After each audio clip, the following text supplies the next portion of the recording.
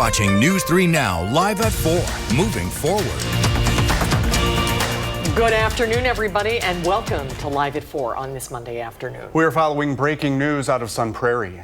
Charges have been filed against a former Sun Prairie West High School Dean of Students accused of child sex crimes. 30-year-old Robert Gilkey Meisegeyer of Madison is charged with 13 counts of possession of child pornography and 2 counts of child sexual exploitation. Sun Prairie Police announced his arrest last week. Sun Prairie Police are also saying he appeared in court this afternoon and he is back in court next Tuesday. Police say there could be more arrests made in this case. For updates on this case, you can download our news app. Just search Channel 3000 wherever you get your apps. And we have a look at our first forecast with an alert day and dangerous heat indices going into the early evening hours. Alex joins us with what you need to know. Yes, it's even warm here in our studio just a bit. Not as warm, of course, as it is outside right now. These are the current heat index values in the low to mid 90s across southern Wisconsin. A touch cooler than forecasted, which I doubt few are going to complain that it's a little bit cooler than what was earlier anticipated. Here in Dane County, we've got 92, the highest I can see here, 95 in both Middleton and Verona right now. That heat index value means if you do need to be outside later this afternoon going into this evening, take frequent breaks. If you need to take your pets out, also make sure that they're up on the grass and not on that hot pavement. As we plan the rest of our evening, temperatures dipping down only into the mid 80s by 8 o'clock, and by the time we get to midnight, still in the mid to upper 70s.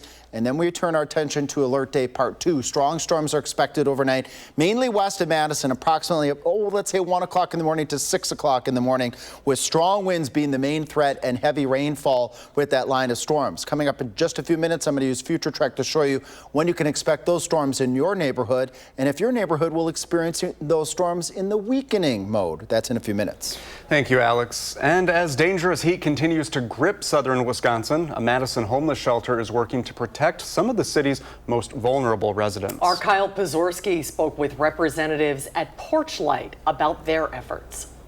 More than 300 men daily come to this facility on the east side looking for a place to sleep. But on a hot day like this, they're also looking for a place to frankly just get out of the sun. A lot of our clients are basically in survival mode every day of the year. Ferris of Porchlight tells me their mission is never more important than on days like this, being declared an extreme weather night. With last week's heat continuing into the beginning of this week, Porchlight has put out messages asking people to donate bottles of water, sunscreen, and bug spray to help vulnerable members of the Madison community.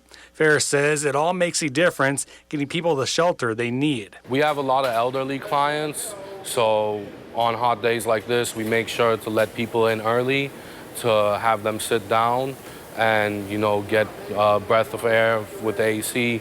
Out of the heat. He continues that regardless of the weather, it's important for people to remember that the challenges persist year-round for the people they serve. On the east side, Kyle Pazorski, News 3 Now.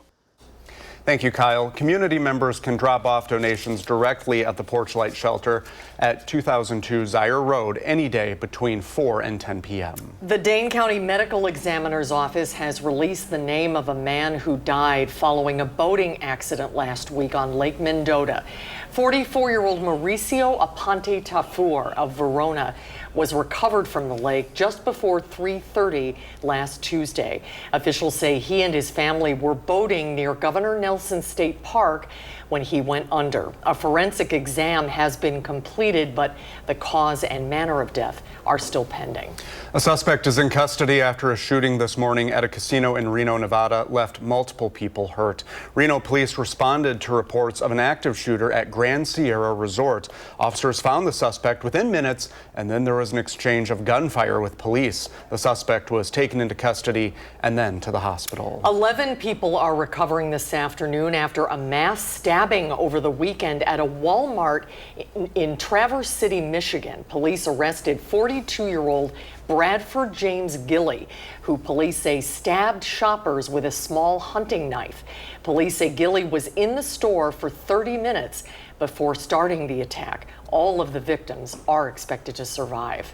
If you drive along County Highway M or Century Avenue in Middleton, you might want to change your route on Wednesday. The city says the intersection of County M and Q near the Middleton Early Childhood Center will be down to one lane due to a large project. Crews will be conducting underground work as part of that traffic signal upgrade. City officials say the road will be one lane from around 9 in the morning until 2:30 Wednesday afternoon, likely causing delays during work hours. The road will be back to 2 lanes after that, and the project is expected to wrap up August 21st. Well, there's been a lot of talk this summer about how bad the mosquitoes are, and the first West Nile virus activity of the year has now been confirmed in Wisconsin. A human case was reported in Barron County, and infected mosquitoes were found in Milwaukee and Lafayette counties. Health officials are urging all of us, make sure you protect yourself from mosquito bites, especially older adults and those with weakened immune systems. The virus can cause severe illness in rare cases. To stay safe, use insect repellent, wear long clothing when you're outdoors, and remove any standing water around your home. Well, hard to believe, football's almost here. Tomorrow is the first day of Badger training camp. Yeah, and just 31 days to go until game day. How about that? Jalen Banks joins us live from Camp Randall with some changes to how game day will go down in downtown Madison. Hey, Jalen. That's right, Brady and Susan. UWPD is making an audible of their own this upcoming season. Now, before you jump around at Camp Randall this season, expect the 1400 block of Monroe Street to be blocked off for the entirety of the game from the intersections of Monroe and Regent to Monroe and Randall. Typically, this stretch is closed off after the game for about an hour and a half. Earlier, I spoke with Mark Lovicott of UWPD, and he says pedestrian safety was at the top of mind for this change. But for the most part, people aren't traveling up and down this street. This is more of a shortcut than anything else. So let's close it. Let's make it safe for pedestrians. Let's don't increase the opportunities that exist for vehicles to either purposefully or accidentally hit a pedestrian.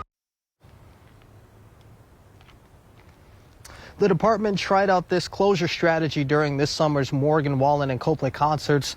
UWPD is in the final phases of getting this approved for the football season. Now, Lovicott tells me that they anticipate this to be, minimally impactful when it comes to traffic. But we'll see in just 30 days when they open up their season against Miami of Ohio, the Red Hawks out of Ohio themselves. But tonight at 5, we'll hear more from Lovicott on what else informed them of this decision, to close down part of Monroe Street.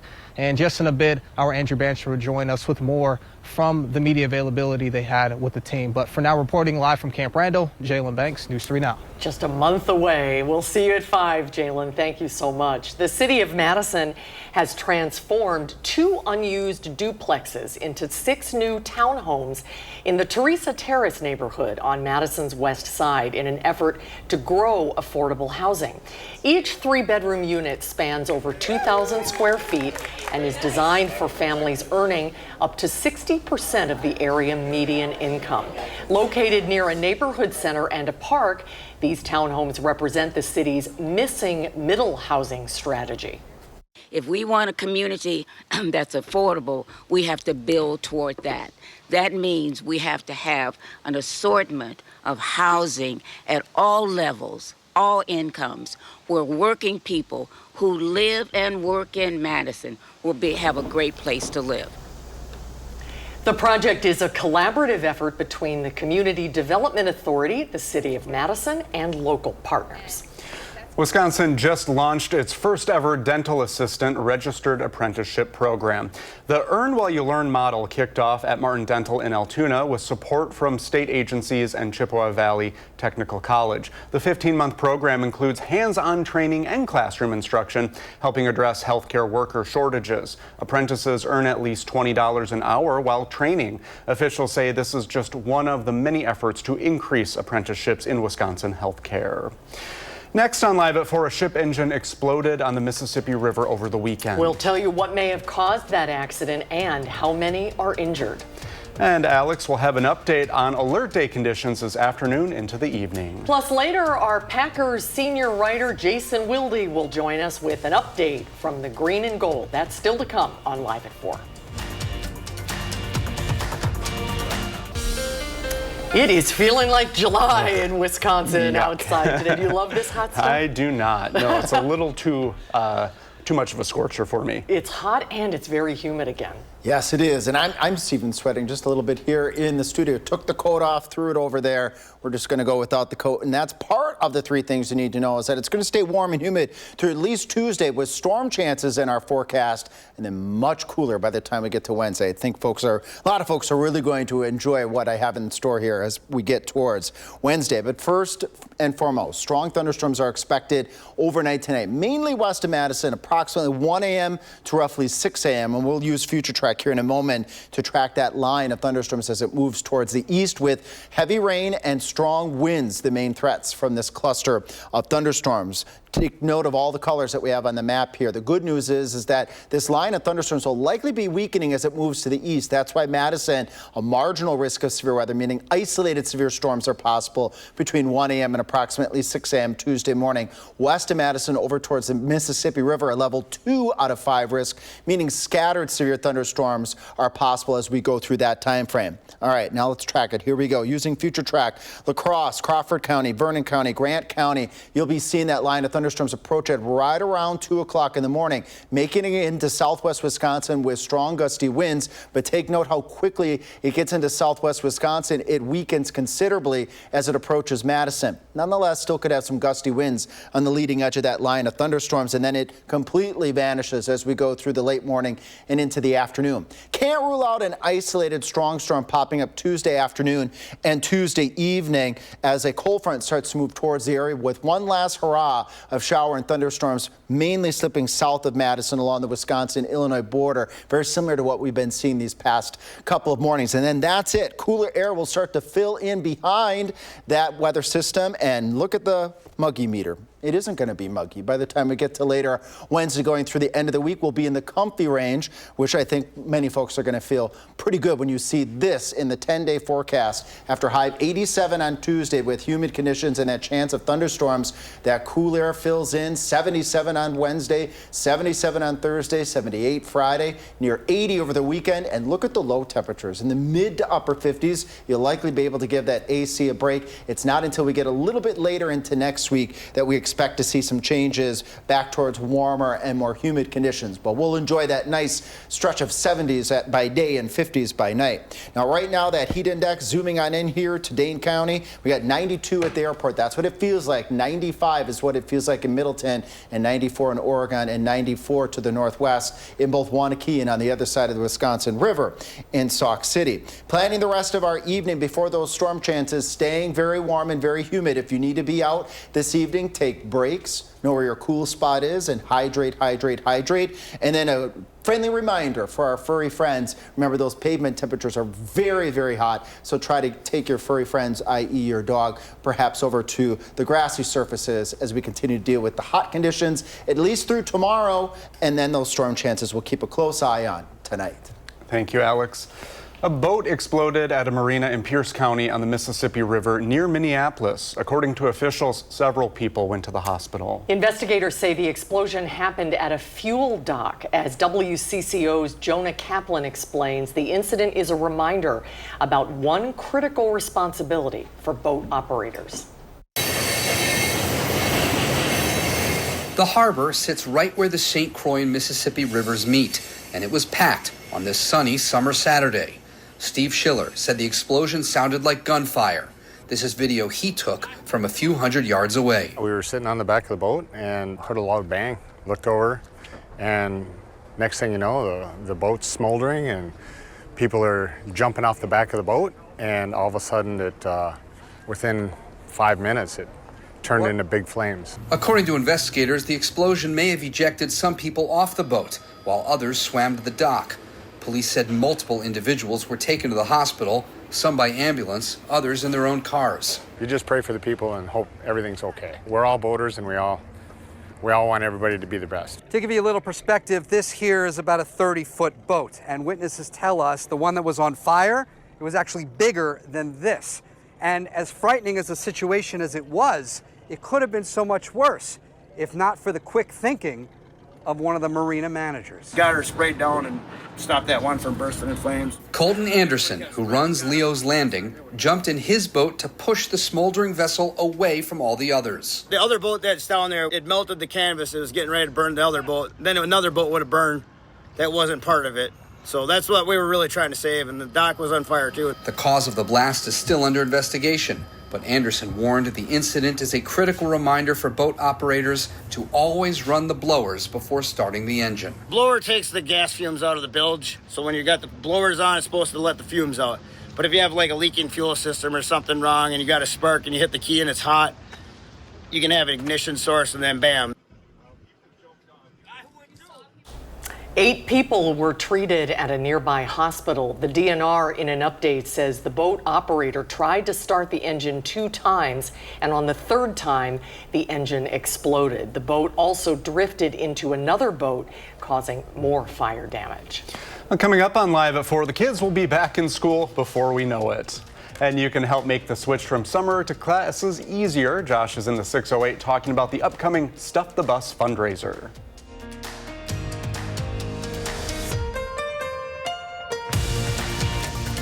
In the 608, it may be hard to believe, but back to school season is practically here. Don't worry, there's a lot of summer still to come. Josh Spreiter has a preview of our Stuff the Bus campaign.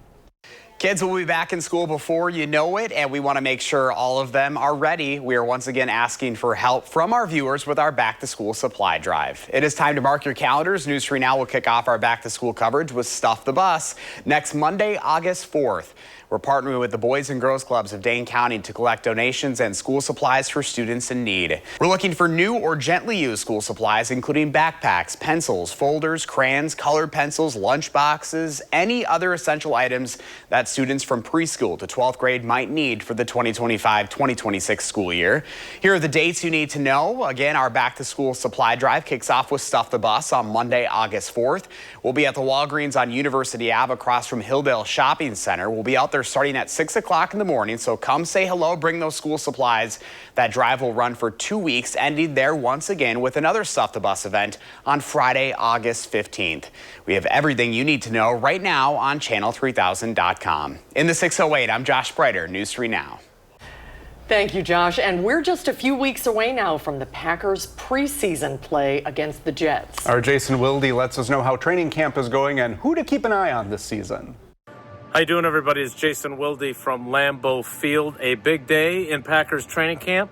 Practice number 5 in pads, and the center of attention is back on the field. The Packers reconfiguring their offensive line during the offseason, taking 2-time Pro Bowl left guard Elton Jenkins and moving him to center.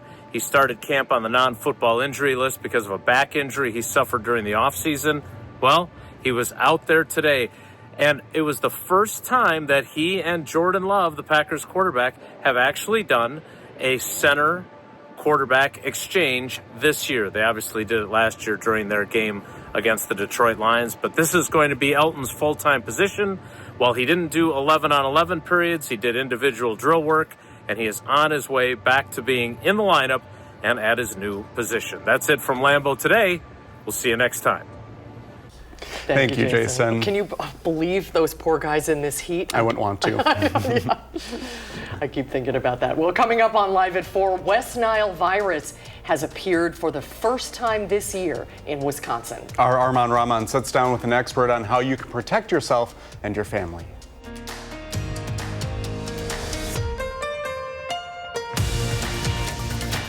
You're watching News 3 Now, Live at 4. Good afternoon. Welcome to Live at 4. We start with developing news out of Sun Prairie. A former dean of students at Sun Prairie West High School is now facing serious criminal charges involving child sex crimes. 30-year-old Robert Gilkey Meisegeier of Madison has been formally charged with 13 counts of possessing child pornography and 2 counts of child sexual exploitation. Sun Prairie police announced his arrest last week. He appeared in court this afternoon, and he will be back in court next Tuesday. Authorities say the investigation is ongoing and more arrests could follow in this case. For updates, you can download our news app. Just search Channel 3000 wherever you get your apps. And to our weather now. The weather words today: sizzle ends, then storms, but it looks like they're having a nice day out there. And they're doing the right thing. Stay on the grass, not on the pavement, because it's very hot outside. I hope they find some shade, Alex. That's where I think they're heading right now, as they're taking a stroll over there to the shady stuff in that lawn over there. And that's a great place to be. Find those cool spots. The current heat index out there right now in Madison, 92 degrees, 93 in the Wisconsin River Valley, 94 in Monroe, and 93 in Janesville. This could be about 10 degrees hotter, but we had those showers and storms this morning, and that helped to hold down on some of the heat building up today. So we're not quite as hot as that we were originally forecasting with those heat index values. As high still as 96 though in Cross Plains. So don't let your guard down as we plan through our evening tonight. If you are going to do any outdoor activities, just take it easy. Know where your cool spots are. And of course, as I've been mentioning, your furry friends probably want to stay on the grass, not on the pavement, because the pavement is very, very hot. As we approach midnight, temperatures still in the upper 70s, and that's out ahead of some strong storms that will likely follow from 1 a.m. to approximately 6 a.m., mainly west of Madison, with strong winds and heavy rainfall possibility with this cluster of storms. And it's on its way to southern Wisconsin right now. It's forming over portions of South Dakota and the very, very far northern parts of Nebraska. It'll take a while to get its act together, but coming up in a few minutes when you join me next, I'll show you what that line of thunderstorms is going to look like when it makes it towards southern Wisconsin come early Tuesday morning. Thank you, Alex. On hot days like today, people escape the heat at local pools and splash pads. That's where you want to be, at the splash pad at McKee Farms Park in Fitchburg. Photojournalist Lance Height spoke with some parents who say it's a great option that will keep them coming back. The splash pad. It's got the best water. I think it's warmer than all the others, and it has a lot of variety of things to do. I have twins and a 3-year-old, and none of them know how to swim. And so a splash pad is great because I don't have to worry about them being in danger. And they have a lot more fun because they're more comfortable splashing around instead of being in deep water. He loves water, so, and there's every level of water play here for bigger kids and little kids. He's just 2, so it's perfect.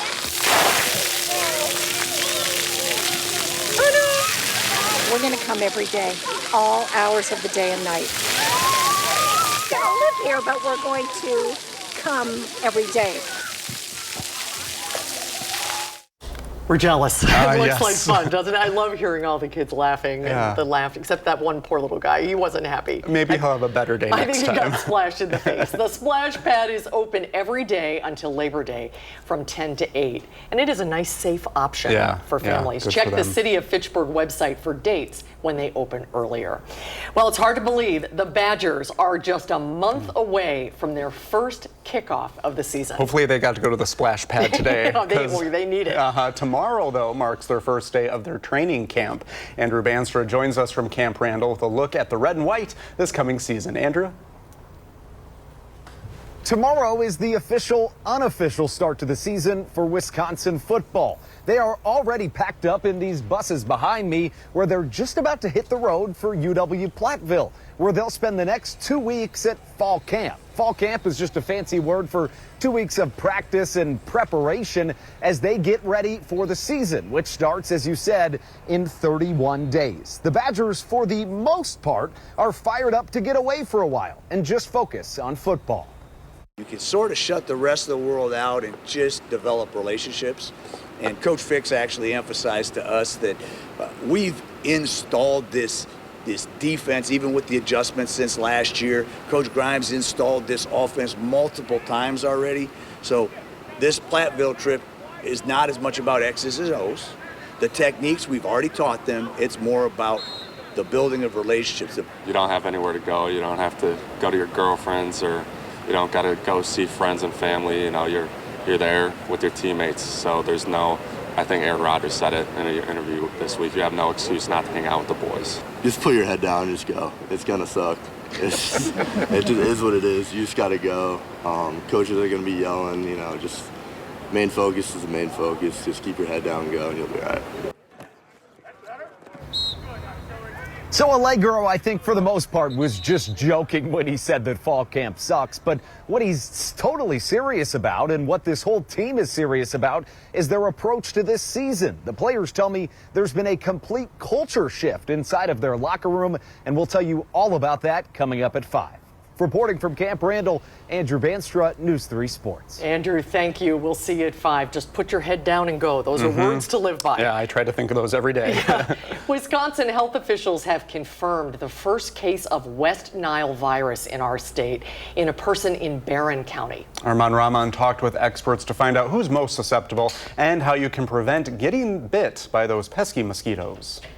Infectious disease experts tell me they're actually surprised that so far this season there's been only one confirmed case of West Nile virus in Wisconsin. Because we've seen so much rain this year already, and we've seen so many mosquitoes. Dr. Jim Conway with UW Health says it's important to remember that 80% of people who get West Nile virus don't show any symptoms. The other 20% get very mildly sick, and it can sometimes be worrisome for the elderly or people with weak immune systems. At some level, it's business as usual, but on another level, it's a good reminder that these mosquitoes, in addition to giving us, nasty itchy bites, also can transmit disease. And I think people think about mosquito-borne disease being more common in tropical areas where they think about malaria and dengue fever and things like that. But we have our own versions of those things here. He says this serves as an important midsummer reminder to wear insect repellent, the strongest being DEET. And if you're going to be outside for a while, and especially near standing water, try to wear long sleeves and pants. I'll have more on the spike in West Nile virus cases in other parts of the country tonight at 6. For now, reporting in Madison, Arman Rahman, News 3 Now. Thank you, Arman. The condition of the infected person in Barron County is unknown at this time. The numbers on Wall Street today: the Dow closed in the red, down 64 points to start the work week. The Nasdaq gained 70, and the S&P 500 was up just 1 point. We are still about a year away from the election for Wisconsin's next governor, but the ticket of candidates is already growing. Republican Josh Schoenman from Washington County and Bill Berrien from Milwaukee have thrown their hats into the ring for the GOP ticket. And Democrat David Crowley from Milwaukee says he's preparing to officially enter the race in the weeks ahead. Sarah Rodriguez from southeastern Wisconsin is also running with the Democrats. And there are also a few notable names that have said they will be opting out of next year's governor's race. Secretary of State Sarah Godlewski is not running, saying that she is instead looking for a role as lieutenant governor. Former Wisconsin Governor Scott Walker also announcing that he will not run for governor next year. In a video posted on the social media platform X, Walker said he won't be a candidate in 2026, but he remains committed to reaching more younger voters. When I last successfully ran for re-election, we took 47% of the vote of people aged 18 to 29. 8 years later, the Republican running for governor took just 30% of the vote with that group. Walker said he's going to continue his work as president of the Young America Foundation, where he served for the past 4 years. And Walker said he's not ruling out a future run beyond 2026, but for now he'll continue to support conservative candidates. Next on Live at 4, the Fantastic Four returns to theaters in a new light. Ahead on the Loper Report, Will Loper will tell us why this movie stormed through theaters. And speaking of storms, Alex is back with our First Warn forecast. He's keeping us up to date about today's alert day conditions. And later on, we take a look at the steps that could make financial freedom and retirement more realistic for some individuals.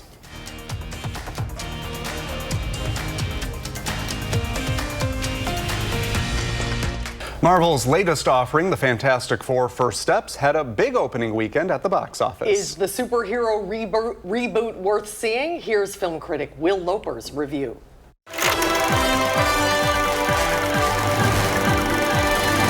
May Brady and Susan. The Fantastic Four: First Steps lifted off to a decent $118 million at the box office this past weekend. But is the 37th movie in the Marvel Cinematic Universe worth seeing? Wow, folks, we all know the story. 4 brave astronauts head off into space and come back forever changed. The Fantastic Four first made their theatrical debut in 2005 with 20th Century Fox's version, starring Jessica Alba and Chris Evans. A sequel with the Silver Surfer followed in 2007. And a much maligned reboot in 2015 with Miles Teller and Michael B. Jordan. And in 1994, there was, well, whatever this is. Now the foursome are officially in the Marvel Cinematic Universe, with Pedro Pascal as the stretchy Reed Richards, Vanessa Kirby as the invisibility and force field-powered Sue Storm, Joseph Quinn as the Human Torch, and Eben Moss Backrack as Ben Grimm or The Thing. It's clobbering time! That's just in the cartoon. Set in a beautifully realized retro-futuristic alternate Earth, the four heroes have to stop a giant cosmic being known as Galactus from eating Earth like it's a meatball sandwich. We will face this together. We will fight it together. The film has a more low-key vibe than other Marvel films, giving it a fresh feel. The interplay between each team member feels genuine, and the stakes give the movie earned tension to propel it along. The Fantastic Four First Steps is not among the best of the Marvel films, but it's still well worth seeing on the big screen. For Live at 4, I'm Will Loper. It looks fun. It's a good summer for movies. Yeah, escape and get into the air conditioning while you can. Exactly, good idea. And speaking of, we'll get an update on the forecast from Alex when we come back.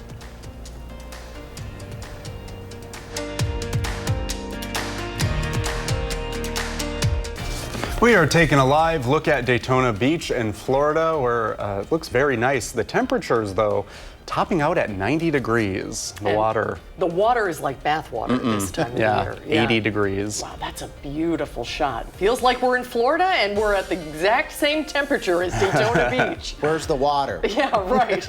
I want that nice water to go jump into, but we've got to jump into alert day conditions that are going to transition from the hot temperatures to the possibility for strong storms as we go into the overnight period. Approximately 1 a.m.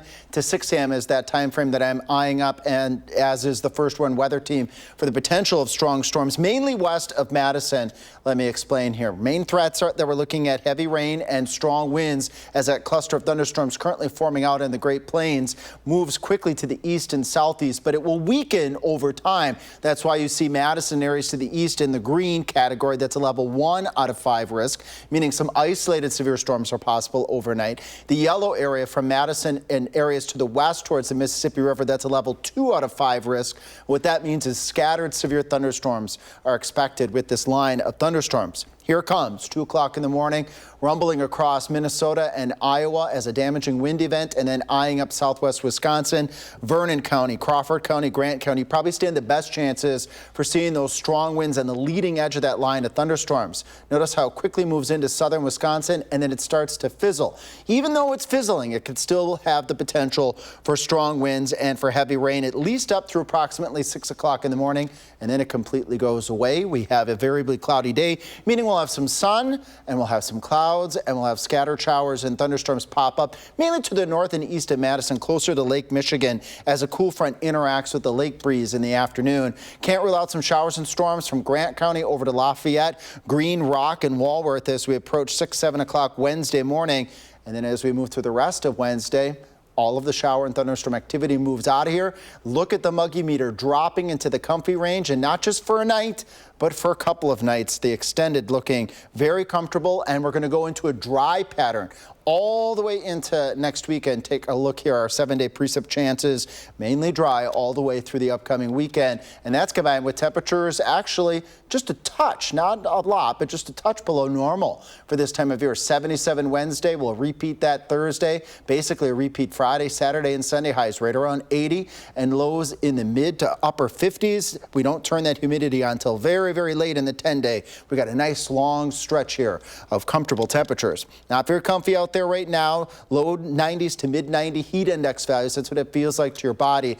And as you plan the rest of your evening, it's going to be uncomfortable through the evening hours. So if you do plan any activities outside, as I've been mentioning, know where your cool spots are, take some breaks and get some water and hydrate.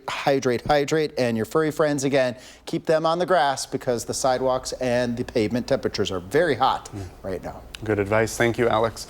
Well, summer daydreaming isn't just about far-flung vacations. It can also be about your finances. Are you daydreaming about your finances? Every day, right now. CBS News business analyst Jill Schlesinger has some proactive steps to help bring financial independence and retirement a little closer to reality.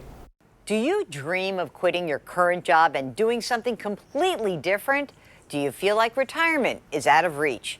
To take control, head to an online retirement calculator where you can figure out where you stand. You'll be prompted to enter the income you anticipate receiving in retirement, like Social Security, pensions, and revenue from rental property. You'll also be asked to add in money that you've already saved and future retirement contributions. When the results pop up, you might find that you're going to have to save more money today to reach your future goal. Or you may have to work longer. In some cases, a career or job shift may be a great alternative, even if it's a lateral move or you make less, because you're happier and therefore don't mind working longer. Remember, if you are still working, don't pull money out before retirement. It'll cost you in taxes and penalties. And do contribute to an employer match. It is, after all, free money. In New York, I'm Jill Schlesinger. Now I'm thinking about vacation. Yeah, right, exactly. All good advice. We'll be right back.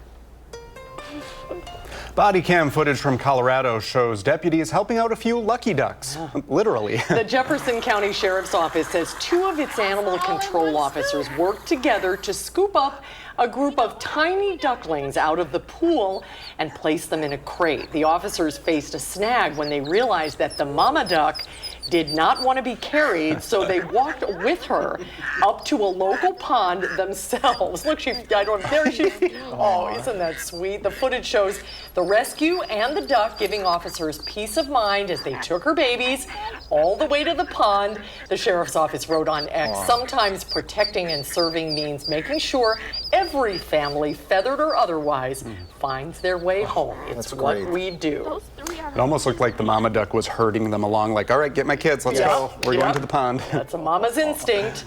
Boy, we were just talking about the chance for strong storms overnight, and it's always so scary when that happens in the wee hours of the morning, but that's what you're watching. That's what we're keeping an eye on. Have that First Warn Alert weather app ready to go. It's WISC weather in the App Store. That time frame, 1 a.m. to 6 a.m. We'll be keeping a close eye on those storms.